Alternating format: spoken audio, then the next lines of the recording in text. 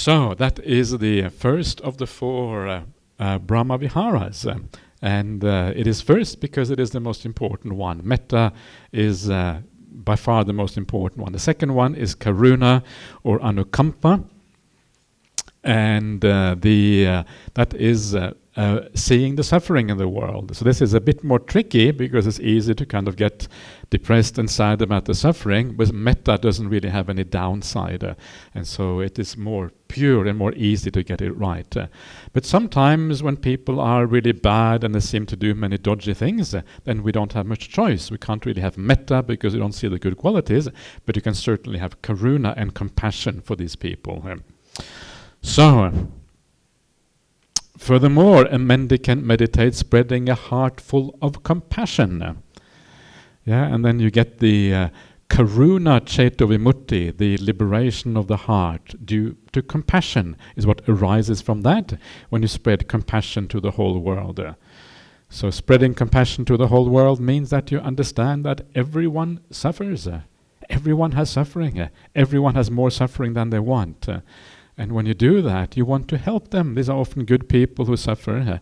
You kind of desire to help them out. And that is kind of that compassion where you wish them freedom from that suffering. And you would like to help them if possible.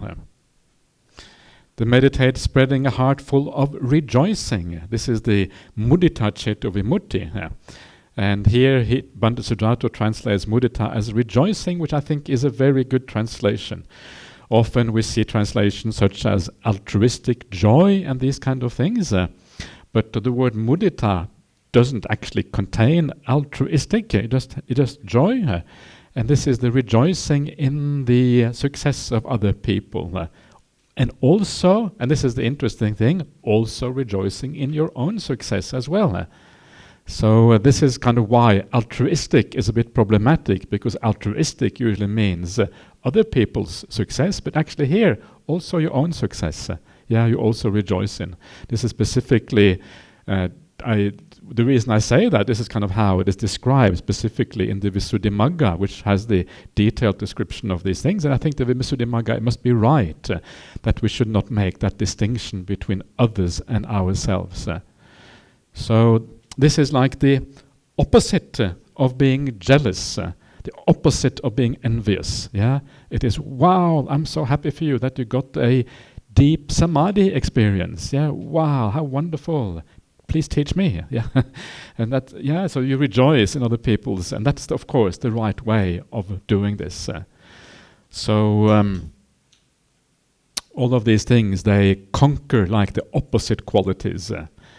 So then we come to the last one, which is the meditate spreading a heart full of equanimity to one direction, to the second, the third, and the fourth. So a heart full of equanimity, what is that? Well, that is the way it is described. It is to be understood as you understand that all beings are the heirs of the karma. At that moment you have equanimity because you understand that actually you cannot help everyone. Sometimes you just have to be equanimous. You have to look upon the world. There's no need to get sad because of all the stupidity in the world. There's no need to rejoice too much because of the goodness in the world. You just watch the play of karma working itself out. Some people going up, some people going down, some people going across. You are equanimous. You just understand what is going on. And you have that feeling of equanimity towards the whole world, up and down, across and everywhere. And so the idea here, this is kind of the highest of the Brahma Viharas. So this is where you come last, and it is roughly equivalent to the fourth jhana, where you also have the equanimity. The seventh of the Sambhujangas, the Upeka Sambhujanga, the awakening factor of equanimity. In the same way, above, below, across, everywhere, all around, they spread a heart full of equanimity to the whole world, abundant, expansive, without limits, free of enmity and ill will. When the heart's release by equanimity has been developed and cultivated like this, any limited deeds they have done don't remain and persist there. All the karma is defunct for your next rebirth. It is not going to take you anywhere except for the Brahma Loka. That's the only place that these things can ripen their results, at least in that next lifetime. But you have to develop and cultivate it. Suppose there was a powerful hornblower, they would easily make themselves heard in the 4 quarters, the 4 directions. In the same way, when the heart's release by equanimity, the upeka ceto vimutti, has been developed and cultivated like this, any limited deeds they have done don't remain and persist there. This too is the path to the company with Brahma, the 4th path to the company with Brahma.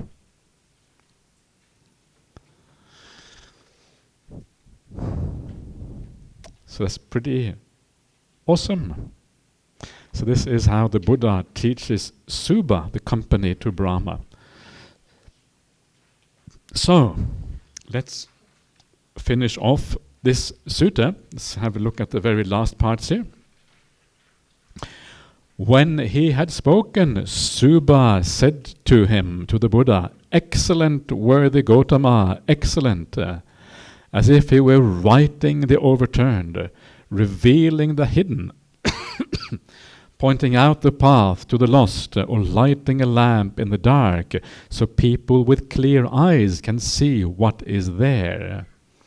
Where the Gautama has made the teaching clear in many ways, I go for refuge to the worthy Gautama, to the teaching, and to the mendicant Sangha.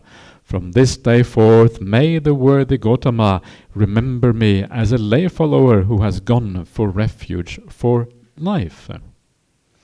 So we had a look at this already before, this passage, and it's I don't know, it's a very beautiful passage in my views. In my view, it has all of these ideas of things being straightened out and sorted out, turned upright, the light going on, and all of these kind of things, which are very useful similes for what is happening when you see things clearly. And now you can see he has lost all his doubts about the Buddha. Now he wants to go for refuge to the Buddha, the Dhamma, and the Sangha. This is what he says here. And this is kind of the standard thing that you find in the suttas. So Subha, and I think Subha is also encountered in other suttas, and so he actually is gaining now some confidence in the teaching of the Buddha, and he becomes a real kind of convert from Brahmanism to Buddhism. So, and it's kind of interesting how they always go for refuge for life. Yeah, they kind of really take this very seriously. This is not what we do in the present day. We don't say refuge for life. We just say Buddhang saranang gacchami. I go for refuge for the Buddha. Maybe we should change that. We should change. We should make a new one. Yeah, Buddhang saranang gacchami yava jivang. Yava, as long as life goes. At least an alternative possibility for those who want to make that more commitment. Anyway, it's one of those things. It's what they said in those days, which is kind of interesting. However, when we do look at the ordination of the novices in the Vinaya, it actually only says Buddhang saranang gacchami. It doesn't say anything about for life. So I don't know. Anyway, whatever. Let's not discuss the details of that now. Well, now, worthy Gautama, I must go. I have many duties and much to do. So this is the standard you have in the suttas. The king will often say this: the Buddha got many things to do, and I want to go now. And you're not really sure if he has had enough of listening to the Dhamma or what it is, but anyway, he wants to go at that particular point. So this is the problem with people.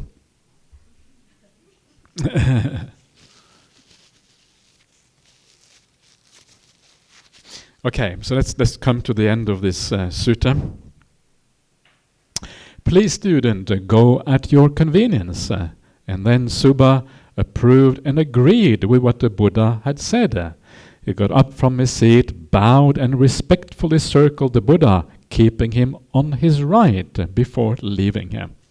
So this was a standard way of paying respect to somebody. You bow, and then you circle the person, yeah? Like we do in the present day, we circumambulate.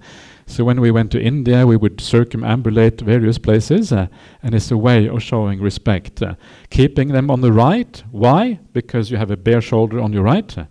Yeah, this is the idea. This is why we have bare shoulders, because that shows that you have no kind of hidden weapons or anything dangerous, because you are bare. So how can there be any weapons there? So this is kind of the respectful way of doing things. So when you are a monastic, you often have that bare shoulder, and then that's when you bow. Sometimes you will see monastics coming into a temple. They will not bow to a Buddha statue, and often that is because they have the robe over both shoulders. Especially the Burmese, they never bow down when they have the robe over both shoulders, because it goes against this. So much of Buddhist culture goes straight back to the suttas. This is kind of where it comes from. When you read the Vinaya Pitaka, it always says that you put your robe over one shoulder, then you bow. Yeah, it says that again and again. It actually says that for the bhikkhunis as well. You know that? In those days, it looked like the bhikkhunis too had one shoulder bare in those days. So things in that area, things have changed. So that is what happened, and then he leaves. Now at that time, the Brahmin Janusoni drove out from Savatthi in the middle of the day in an all-white chariot drawn by mares. This is how he seemed to always travel, Janusoni. Whenever you hear about Janusoni in the suttas, he's always driving in an all-white chariot drawn by mares. I think this is a status symbol, yeah? You can imagine keeping something all white would have been very difficult on the dusty roads of ancient India. So if you had could afford that, you were a man, or usually a man of status. Janusoni was supposed to be the Purohito. Purohito is like the main Brahmin of King Pasenadi. So he was the king's main Brahmin and advisor. So a very important person. And he would often drive out of Savatthi in the middle of the day in this all white. And sometimes these chariots are described in more detail. The awning is white, the seating is white, and the horses are white, and it kind of sounds very splendid. And he probably had a white turban as well as he was driving out. Janusoni. But he was also a disciple of the Buddha. And so then he drives out. And as he does that, he saw the student Suba coming in the distance. And he said to him, "So, worthy Bharadvaja, where are you coming from in the middle of the day?" Bharadvaja is his clan name. Yeah, so the Brahmins had a clan name, Bharadvaja, and then they had a personal name, which was Suba. Bharadvaja means the twice-born burden. That's what it means. The Brahmins are supposed to be twice born because they are born from a mother, but they're also born from Brahma. So that's why they're twice born. Yeah, it's like a bird. The bird is also called twice born because a bird is born from its mother, and then it's also born from the egg. So it's twice born. Bara is a burden. So the twice-born burden is what they're called. Bharadvaja. It's one of the famous Brahmin names. Just now, good fellow, I have come from the presence of the ascetic Gautama. What do you think of the ascetic Gautama's lucidity of wisdom? Do you think he is astute? Do you think he is wise? And what does he reply? He replies, "My good man, who am I to judge the ascetic Gautama's lucidity of wisdom? You would really have to be on the same level to judge his lucidity of wisdom." It's kind of nice, isn't it? It's kind of humble. You realize your own limitations. You would have to be on the same level of the Buddha to really understand what is going on. And it's one of those things that you recognize sometimes. Sometimes we say, this person is really wise. But by saying that another person is wise, you are also at the same time complimenting yourself. Because the fact that you can judge the other person to be wise means you are also wise, otherwise you wouldn't know, right?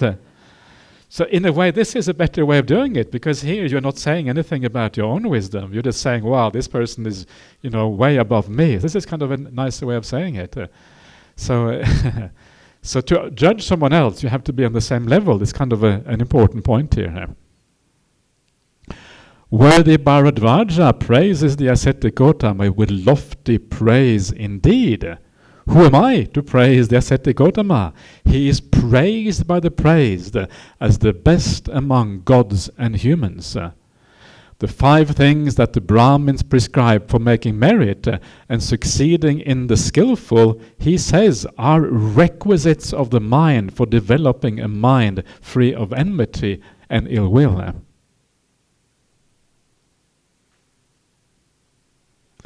When he had spoken, Janusoni got down from his chariot, arranged his robe over one shoulder. There you are, arranging the robe over one shoulder, right? Raised his joined palms in Anjali towards the Buddha and expressed a heartful sentiment 3 times. King Pasenadi of Kosala is lucky, so very lucky, that the realized one, the perfected one, the fully awakened Buddha is living in his realm. So remember, he is the Brahmin who is responsible for the well-being of King Pasenadi. And so he now says that King Pasenadi is lucky, implying that he is also lucky, obviously, the Brahmin Janusoni, that you have the Buddha living in your realm. And this is like a way of doing the Buddha Nusati, or recollecting the Buddha, is to think in this kind of way. Yeah, how lucky we are to be in the presence of the Buddha's teachings. How lucky we are that the Buddha's teachings are still alive in the world. How lucky we are that there are people who still practice this path fully, who realize these same insights the Buddha realized 2,500 years ago. And when you understand, when I understand, when we all understand how lucky we are to be in the presence of these things, that is where joy can kind of arise. Because these things are the greatest treasures in the world. There is nothing like that, this Dhamma. There's nothing like hearing these teachings from someone who really understands them. There's something very, very powerful about that. And very often we don't fully realize what we are in the presence of. So developing this sense that, wow, how lucky this is to be in the presence of these things. That is part of the Buddha Nusati, Dhamma Nusati, and Sangha Nusati that you see right here.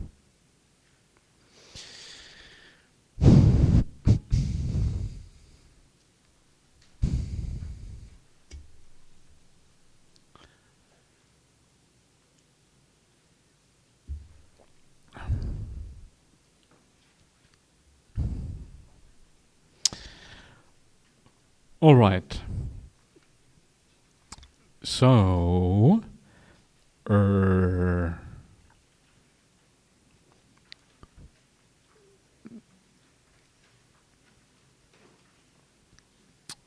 let's carry on to the next sutta. Okay, you have put the tea break at the very end now. Is that right, Bobby? At the very end, before the Q&A. You don't want to have this tea break one session earlier? It's up to me, thank you, because I may do that just to have a break myself. 4 sessions in a row, it might just be too much to me. I might just die if I do that. So I just have a break. Thank you. Okay. Okay, so let us go to the Mahānāmasutta. So this is, again, a very nice sutta about the 6 anusatis. And the anusati, which means recollection, that I will have a look at now, is the chaga nusati, the recollection of generosity.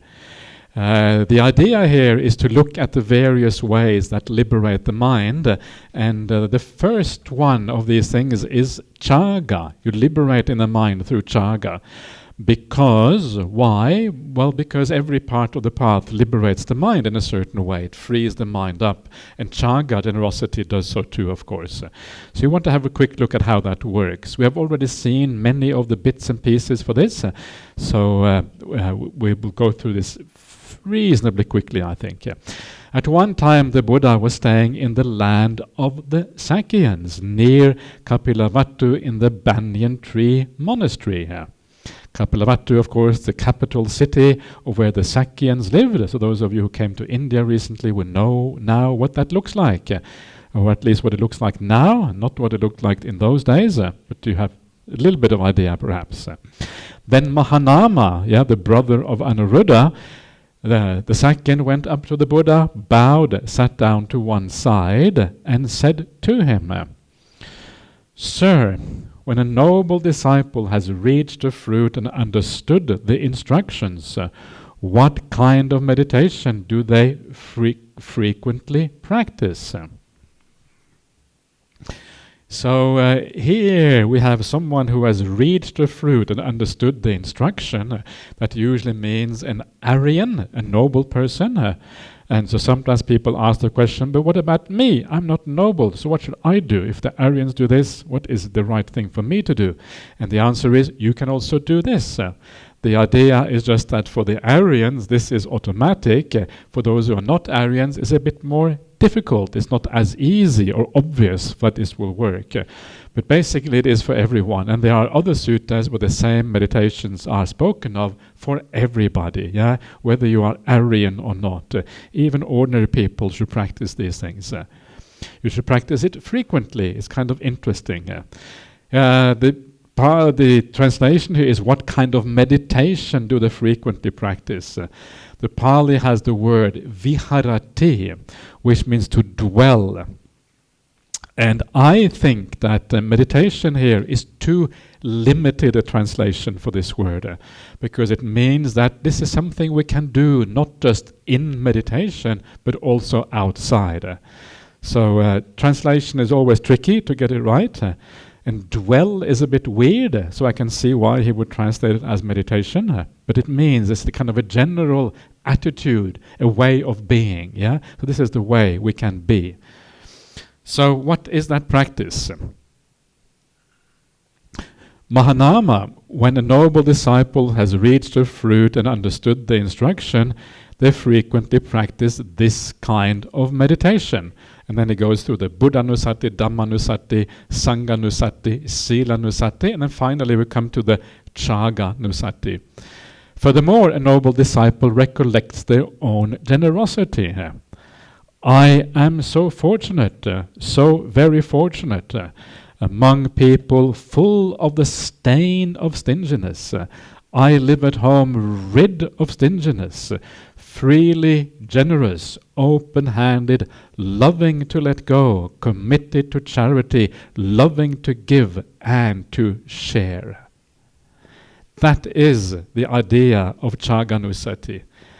It's very interesting, and it's worthwhile thinking about this, so you can bring this into your own life. This is one of these areas that can make a big difference if we understand how to use this in the right way.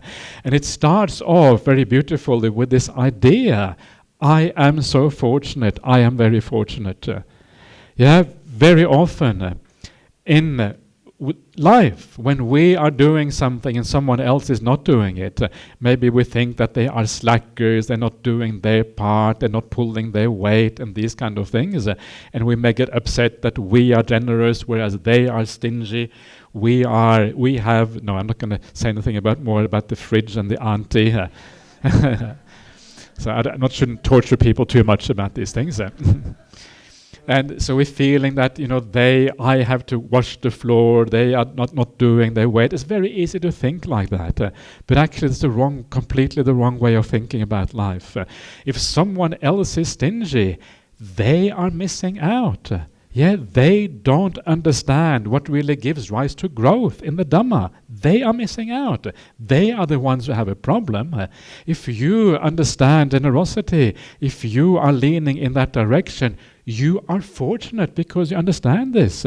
You have understood a very important principle of the Dhamma, of the spiritual life. So when you see someone else who is stingy, you should think, wow, I'm so fortunate not to be like that. Poor fellow. Wow, I feel so sorry for them. They have no understanding. They're going around with a stingy heart. Actually, a stingy heart is yucky. It's small. It's contracted. It feels like this shield. You are afraid of others, that they're going to rip you off or something and take. This is mine. Keep your hands away. This is my coffee. No, if you want coffee, you can have some. But actually, it is my... Actually, do I want to share? Okay, I will share if necessary. But this is kind of the stingy heart, right? The heart which it doesn't open up to other people. It's a contracted, painful way of living. So if you understand kindness and generosity, feel lucky, for goodness sake. Those other people, have compassion for them if they don't understand the power of generosity. If you can think like that, wow, it's a beautiful way of thinking. And then you will never feel bad if you see someone else who is stingy. You will not feel bad if someone else is slacking off, because they are the ones who are losing out. You are the one who get the opportunity to do the right thing. So already, just that very first line there of the idea of generosity is actually very powerful. And it changes the whole way that we think about the world. Among people full of the stain of stinginess. Stinginess is a stain, it's a defilement, it's a spot, it's something that makes you ugly. Full among people who are like this, I live at home rid of stinginess, freely generous, open-handed, loving to let go, committed to charity, loving to give and to share. This is the idea here. It's a freedom of the heart when you are generous. Freely generous, mutta chaga is the Pali, is a freedom of the heart. The heart kind of opens up and you are kind of bringing everything in the world kind of within your sphere of your mind, because you are freely generous to everyone. And what is so extraordinary in the suttas, when you start to see how the idea of generosity is used, you start to see that to be able, for example, to enter a deep state of samadhi, you have to have this freely generous attitude first of all. Your mind has to be rid of stinginess, otherwise you cannot enter into deep samadhi. If you want to be a stream enterer, exactly the same thing. You have to be freely generous. If you don't have that freedom of generosity in your heart, you cannot become a stream enterer. So all the profound aspects of the path depend on these more basic, ordinary ways of living our lives. Isn't that extraordinary? And it means that if you want to go a long way, these simple things are incredibly, incredibly important to practice. You practice them, then you recollect them afterwards. You recollect your generosity. The two, of course, going together. So this encourages you to practice generosity and then afterwards to recalling what you're actually doing. One of the kind of remarkable things that I always like to point out to people is that when you compare the way that this is phrased to the third noble truth. The third noble truth is the noble truth of the ending of suffering, of nibbana. That third noble truth has the words mutti, it has the word patinissagga, it has the word chaga, and then it has the word analaya. But those three first words, chaga, mutti, and patinissagga, are also pretty much found right here in the passage you are seeing now. Mutta chaga, mutta is right there, means free. Chaga means letting go. And then it has vosagga. Vosagga is very closely related to patinissagga, and they all mean letting go, letting things be. And so when you give, when you are generous, you are letting go. At that point, you are not thinking about yourself. You are actually giving something away that is yours. And that is very similar to the idea of the third noble truth, when you have the final letting go of everything that relates to yourself. The sense of self completely disappears. And so what that means is that there is something very closely related between the idea of generosity and the idea of enlightenment. It's the same movement of the mind, the same direction of the mind, letting go of yourself and what you take to be yours. So that is very interesting. So when you are truly generous, truly giving, wanting to give, it's a similar kind of inclination of the mind. No longer thinking about yourself, no longer living in your own little world, but encompassing, kind of the larger reality around you. That should encourage you to be generous, thinking that this is like a small taste of what awakening is, if you like. So, it's not enough time now to finish off this particular passage. So instead of doing that, let's just do a little bit more Q&A, if you like, at this particular point, after finishing that inspiring passage. So are there any questions or comments about this? And then we can. Yes, please.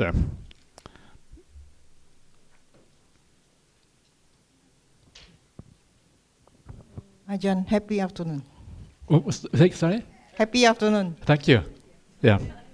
When we practice indifference, when we practice equanimity, Yeah. Equanimity, how to accidentally fall into the trap of indifference? Okay. So equanimity, as it is explained here, is a very profound and deep thing, and it's not something that you can just practice like that. It needs almost the perfection of the path to be able to do that. But there is a lower kind of equanimity talked about in the suttas, and that is the sense restraint. And it is not indifference. Sense restraint just means that instead of getting angry about things in the world or getting aversion to things in the world, instead of being drawn in by all the desires of the world, you have the equanimity of the mind.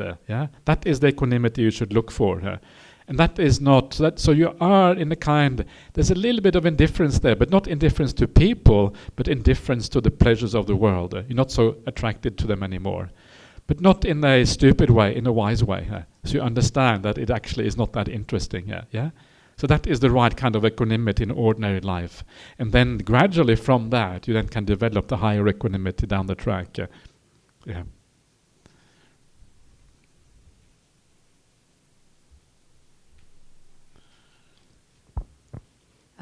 Ante, I'm going to be controversial again.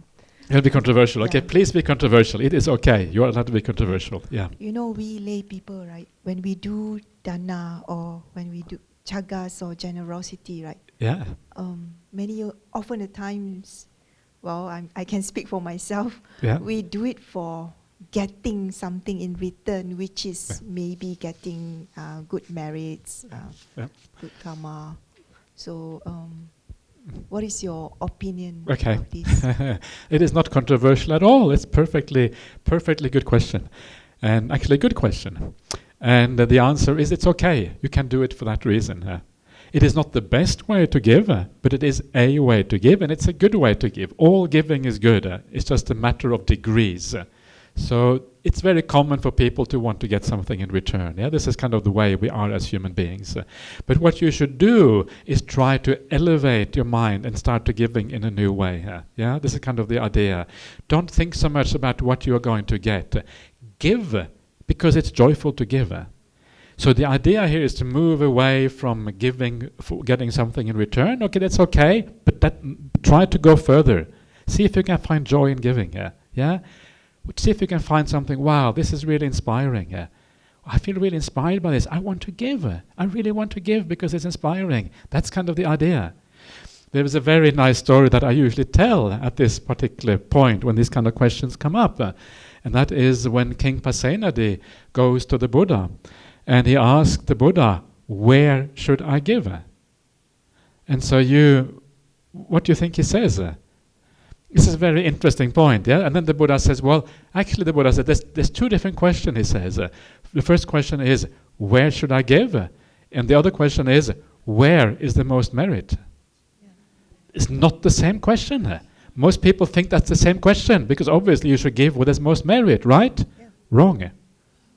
It's not the place you should give where there's most merit. And so this is fascinating. So what the Buddha says, he says that where you should give is where you feel inspired. That's where you should give. Where the mind is pacidity, where the mind settles down, the mind is inspired. You feel a sense of calm and peacefulness and joyfulness about giving. That is where you should give if you feel inspired. So when you feel that now I want to give, whatever that might be, even if it's just a beggar in the street. Have you got beggars in the street in KL? Yeah? Just like everywhere these days, seems to be beggars in the street. If you feel compassion for the beggar, give. Don't think, I'm a Buddhist, I want to give my money to the BGF. I mean, please give to BGF, but give to that beggar as well, right? That's what I'm saying. So wherever you feel inspired, that is the time to give. Whether it's a Buddhist cause or a non-Buddhist cause or an animal or whatever, give at that time. And the reason why we should give when we are inspired is because the feeling of giving is very positive. And when the feeling of giving is positive, we want to do it again in the future. We are building up something. Your mindfulness is strong when you feel joy. And because your mindfulness is strong when you feel joy, you will remember that act of generosity in the future. You will be able to recall it as we talked about here. So when you feel inspired, that is the time to give. If you feel inspired by the Dhamma of Buddhism, give to that. If you feel inspired by something else, give to that. But don't be too narrow in thinking about how you should give. So that is the right way. The place where there's most merit, says the Buddha, is the place where the Aryas are. If someone is an Arahant or whatever, that's where there's most merit. But because you don't know who the Arahants are anyway, put that to one side. Go with your feelings, what feels good, and that is the maximum amount of merit. This is why I said before, when the Buddha talks about the various levels of giving, he says that you should give where the gift is a chitta parikara. It means a requisite for the mind. Chit alankara, an ornament for the mind. What is that ornament for the mind? Is when the mind brightens up when you give. The mind becomes joyful, happy, tranquil because of the act of giving. That is the ornament for the mind. Chitta parikara is knowing I'm giving now so that this will help me practice the path in the future. This is the ideal, the highest kind of giving. Giving to get something in return is good, but it's a little bit lower, and there's various stages going up. This is the ideal. If you can't do it straight away, don't worry. At least now you have something to work towards, to think about. Thank you.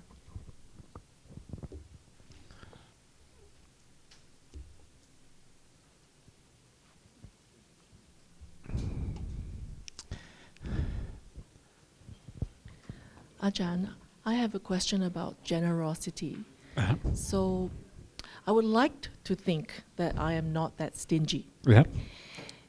However, I believe that there must be some level of stinginess in me as well, and also in the people around me, in my family, my loved ones.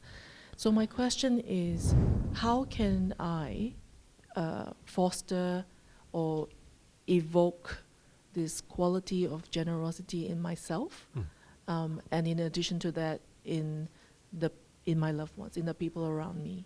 Okay, so just start by giving. Giving small things, do little things. Giving can happen in many different ways. So just do things. Sometimes you may not feel very much, but give anyway, just to see what happens. Take every opportunity. Giving is always good, regardless of what you feel, or even if you don't feel very generous. It's always a good thing. So take that on board because you trust the Buddha and you have confidence in the Buddha, and then start to see what happens. Because you do that.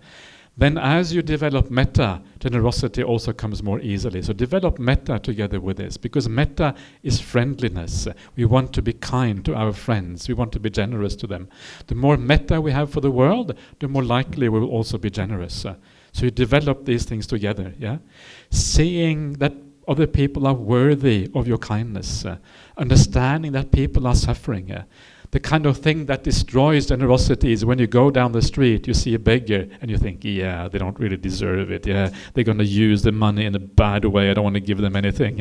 If you think like that, you're not going to give anything. But actually, a beggar, we don't know how they're going to use their money. We have no idea what's going on. We don't know what led them to live on the street.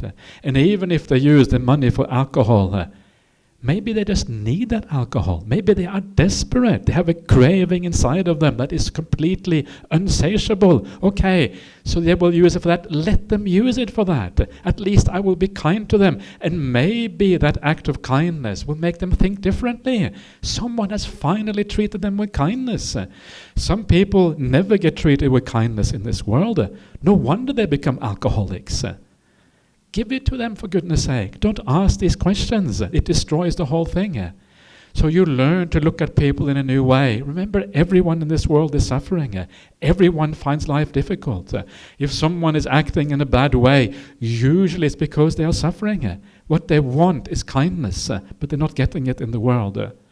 So be very careful with being too judgmental of others, trying to think that you understand where they're coming from.